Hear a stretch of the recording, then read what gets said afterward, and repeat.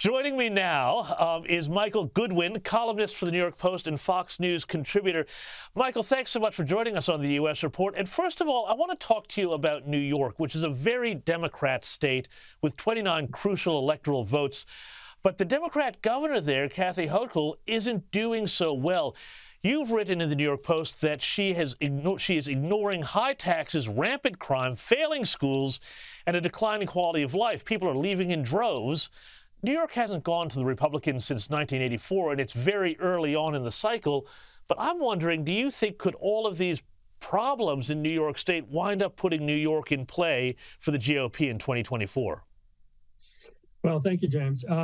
Look, it is a one-party state. There's no question about it. And the Republican candidate for governor in the last cycle, 2022, came the closest that any Republican has come statewide since 2002, when George Pataki was elected to his third term as governor.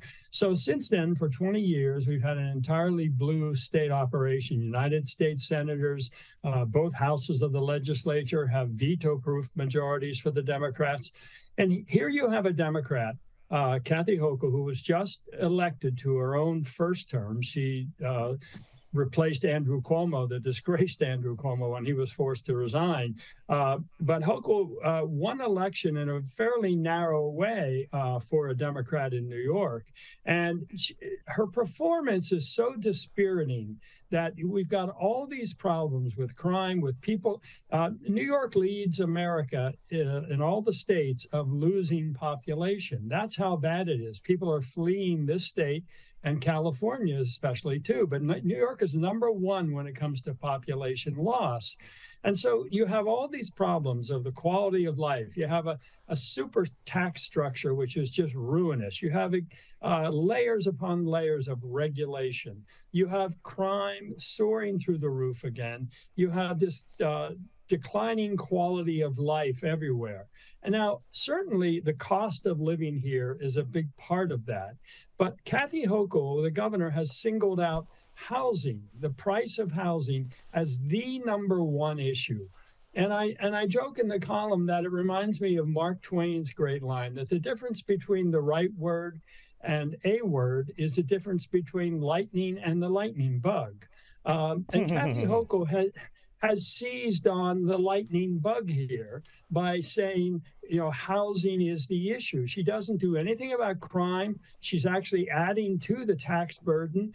She doesn't know about the quality of life. She wants to keep adding costs to it without enforcement. Now, obviously, she has a legislature to deal with. She has a New York City mayor, but she should be the leader on these things, and she's not. She's really missing in action.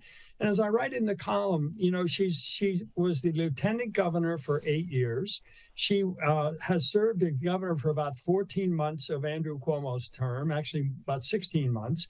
And now she has her own term. So it's too late to say she's a rookie. It's too late to explain away all of these mistakes. She's getting nothing done. The legislature just does what it wants. She can't get her own judges picked through the legislature. So she's a very weak figure right now. And the city and the state are really suffering from this.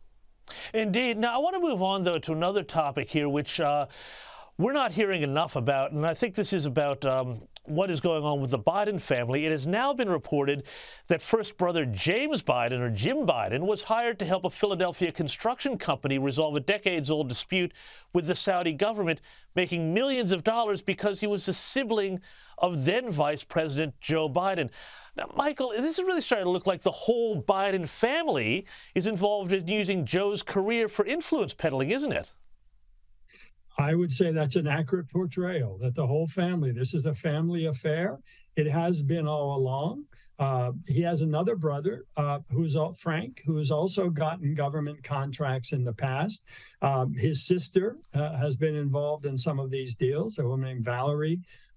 So yes, James and Hunter and Frank and Valerie and Joe, they've been, I believe, selling access to Joe for years and years and years. And I think it reached its epitome when he was vice president. In those 8 years, you can see it on the laptop, which is why it's so important. The laptop is like a travel log for the Biden family corruption. Wherever Joe went, Hunter, the son, went along. James was involved in this big Chinese energy deal. He's involved in the Saudi Arabian deal, as you mentioned. So I think the more we learn about them, the more complete the picture becomes that this was a long-running operation involving the entire family. And the MO is always the same.